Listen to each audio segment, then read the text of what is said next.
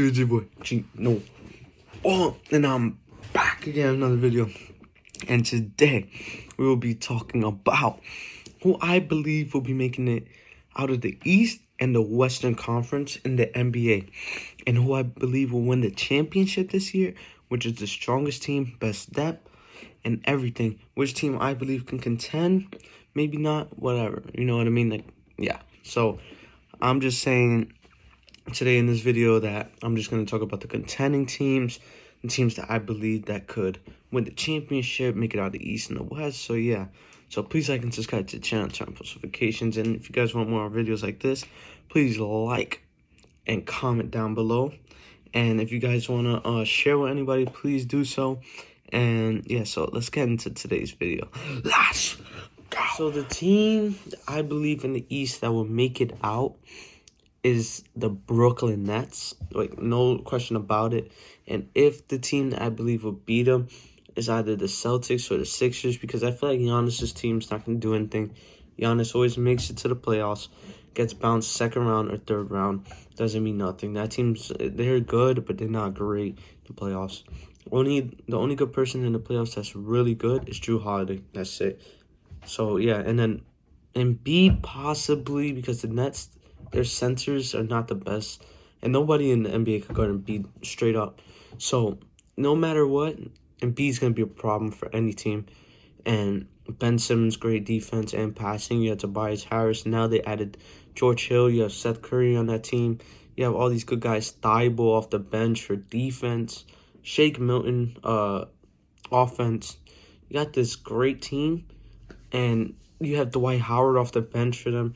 They have a good team, a good solid team. They have Korkmaz, who's been stepping up on offense mostly, and a good bench depth player. So I'm very excited to see what happens in the East. And the Brooklyn Nets, I feel like that's just too much of a super team, and I feel like the Nets could still possibly get Otto Porter or Avery Bradley, or just somebody else in general. I don't know, maybe DeMarcus Cousins is not the best thing for our team, but if they want to, I don't think we should get DeMarcus Cousins. We already have enough centers, and we already have 3 great centers. Well, not great, because DeAndre Jordan's starting to go past his prime a little bit too much, but we have 3 solid centers that could help our team. Like, we have LaMarcus Aldridge now, who's playing starting center for our team, who could stretch out the floor, post up, here and there with defense, but still good center at the age of 35, averaging 14 this year. Last year he was averaging 19. He didn't miss a day, not one single day game, nothing. Last year, no issues, nothing. And we got him for $1 million, of course, like with the minimum contract, because he got bought out.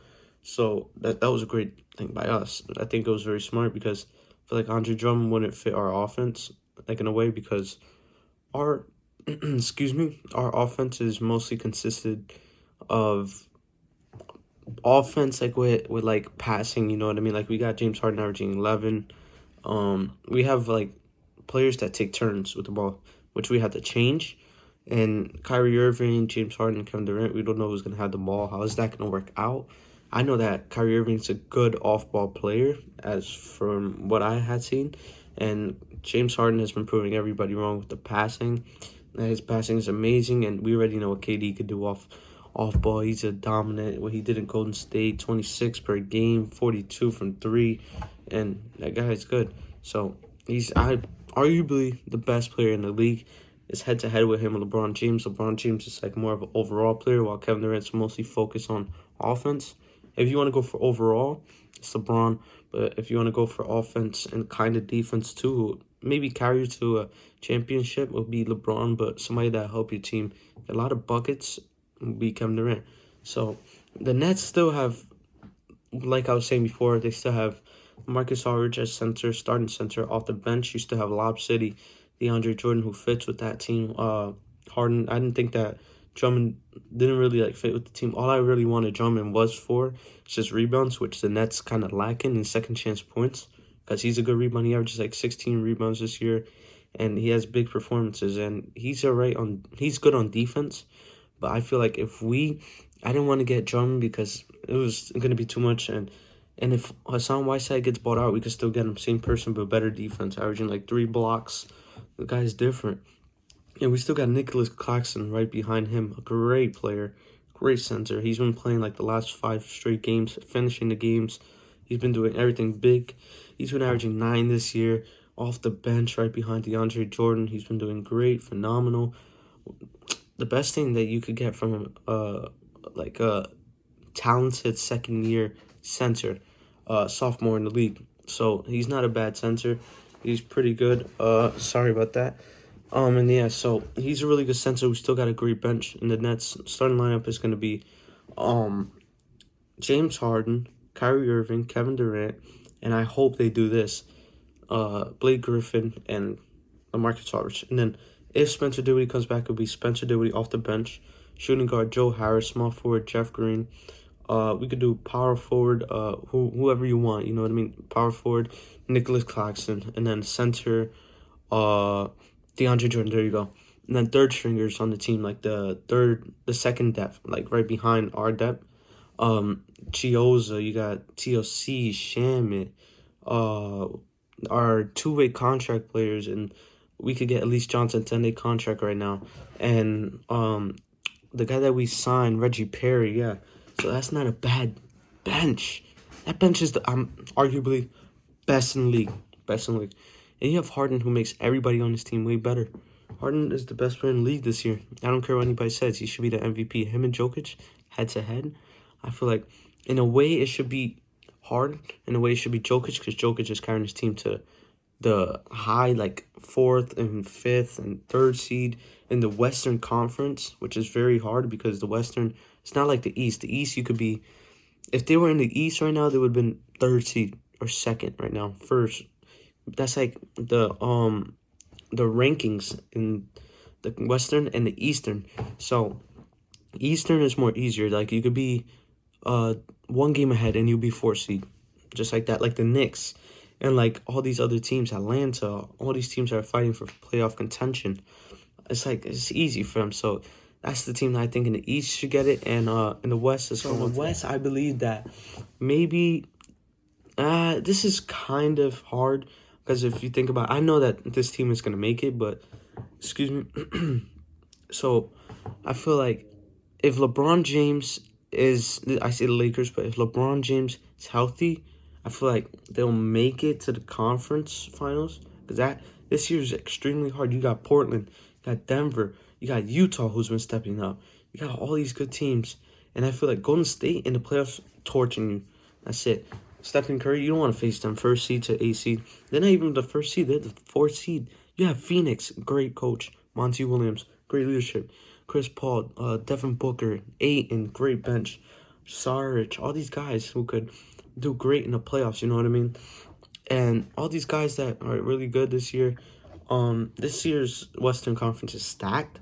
Same as the East. Like, if you think about it, 1 through 3, best. They're like one of the best. Like, it is arguably 1 through 3, and plus Boston as well. Boston's gonna get their group back, and if Toronto was to keep that same lineup, maybe they would have did good. But I feel like it's just the lack of like chemistry and like coaching this year, because Siakam and everybody, it's just not a good fit. And since Serge Ibaka, Marcus Gasol, those big guys left, who was holding it down for rebounds and blocks and everything, since they left, everything went down. I forgot, in the Western Conference, you still got the Clippers who you have to go through.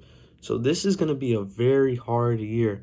But I say if Anthony Davis comes back healthy, and Andre Drummond signed with that team, so I feel like if he comes back healthy, that's it. They're going straight to the finals. But only thing I'm saying is just watch out with the Clippers, because Clippers gotten better from what I've seen. And people always talking about their bench and how they got worse, but they actually did get better. Because now you have, think about this, you have Kawhi Leonard, Paul George, Rajon Rondo. Playoff Rondo is different, especially against the Lakers. It's going to be different. Playoff Rondo, Marquise Morris, and Serge Ibaka, right? Just starting lineup right there, all right? Off the bench, you got Reggie Jackson, you got Nicholas Batum, you got Vici Zubac, and some other people on that team. Like, Terrence Mann has been stepping up like crazy, man. All these guys on this team, Patrick Beverly, I forgot too. All these guys on this team are good defensive players. Terrence Mann, good defensive player. Patrick Beverley, pest on defense. Who else? Rajon Rondo, he's alright. He's a great passer, great scorer in the playoffs, great everything. You have Kawhi Leonard, arguably the best defender in the league. Him and Draymond Green tied up right there. And Ben Simmons, sorry, not to leave out Ben Simmons. And Ben Simmons. You got Paul George, a great defender as well. Serge Ibaka, great interior defender. You cannot leave these guys out. So that's why I keep on saying, that's why the Clippers and the Lakers is going to be hard.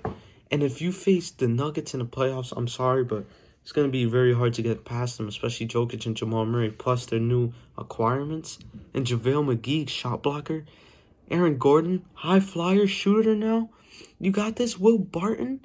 You got all these guys, man.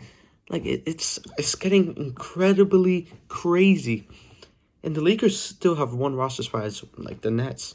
And they can still get some people. They're looking for a 3-and-D player, like Avery Bradley, a shooter and a defender. And it's not bad, but I still feel like the Lakers are in a lot of trouble. The Nets can make it more farther in the East because it's more weaker. But if we think about it... Oh, I forgot about Miami in the East too, but yeah. So it's going to be very hard. I feel like the Clippers are head-to-head with them. But if you have both teams healthy, I feel like maybe the Lakers could pass them. Their depth this year is not the best, but it's alright. I felt like this year what they should do is put LeBron at point. Maybe shooting guard KCP, small forward Kuzma, and then you have Dennis Schroeder and Montrezl Harrell off the bench, Talen Horton-Tucker, and all these guys. So because that bench is not this year the best, I don't know why they're starting Schroeder. Should put him off the bench for like that one spark, you know what I mean? Like that Rajon Rondo on that team. I feel like Dennis Schroeder is more of a bench player instead of a starter. And yeah, so that's crazy how the West is going. They just got Andre Drummond, so their starting lineup is Dennis Schroeder, KCP, LeBron James, Anthony Davis when he comes back, Andre Drummond, and off the bench is Montrezl Harrell, Talen Horton-Tucker, Kuzma, and Morris and Wesley Matthews. That's still a good lineup, but not the best. Their depth has gotten worse over the years. Oh, not years, sorry. This year, sorry. I didn't mean to say years. Over this year. And I feel like they should have been a buyer this year, like, to go after Kyle Lowry, because that would have been good. Kyle Lowry's defense and offense in the playoffs especially, that would be great, especially with, no matter if you trade your whole future away, you're trying to win the championship now, right? You don't care about the future, you care about now. So that's what's, the Nets trade, they fleeced them. They fleeced them for now. Because you traded away Jarrett Allen and Caris LeVert for nothing, and you got Victor Oladipo for basically nothing. You're going to trade away... No, not trade away. You're going to keep Kelly Olynyk, not the best, averaging 10. And then you're going to release Avery Bradley? Nah. I'm sorry, but that's... No. It's not. They got Victor Oladipo for nothing. Miami. It's smart. Like, they fleeced them. And Nets did 9 picks, but 5 swaps. So it doesn't really bother us. It's 5 swaps with 4 picks. That's it, really. Future will maybe get us, but we're still getting something in return. We're getting 5 picks back in return. Oh, we're taking 4 away. You know what I mean? We're giving them 4, but we're getting 5 back in return. Like, what I mean about this is that they're getting 9 in total, but we're swapping 5 from... They're going to give us 5, and we're going to give them 5 to swap. But they're going to get the better draft picks out of us. We're going to get the worst ones out of them. We're still getting something in return from them. So, that trade was great for our part. We got a great Harden. And they should ask for more. They should have maybe got Ben Simmons or someone else. So, I feel like we fleeced them. And so, this is going to be a very hard season. I hope Nets and Lakers go head-to-head. And this is going to be a great season, man. Like, LeBron James, I feel like this year they're not going to go back-to-back.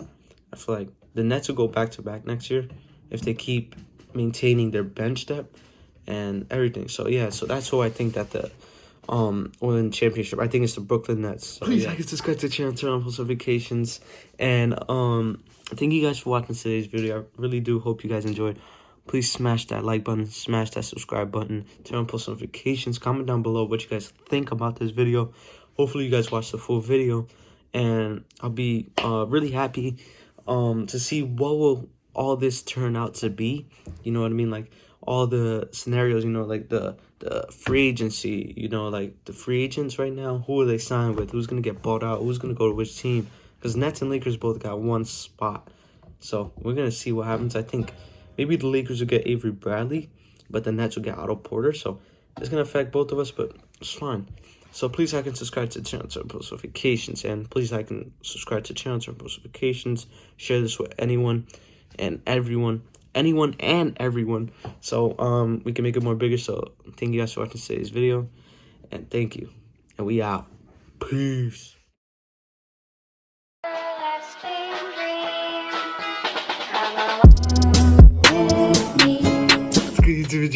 No. Oh, and out.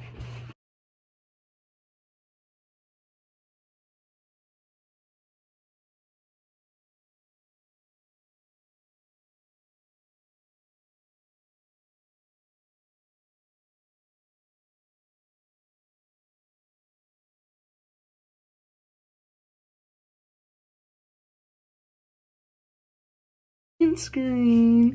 Yeah, like this color, you know what I mean?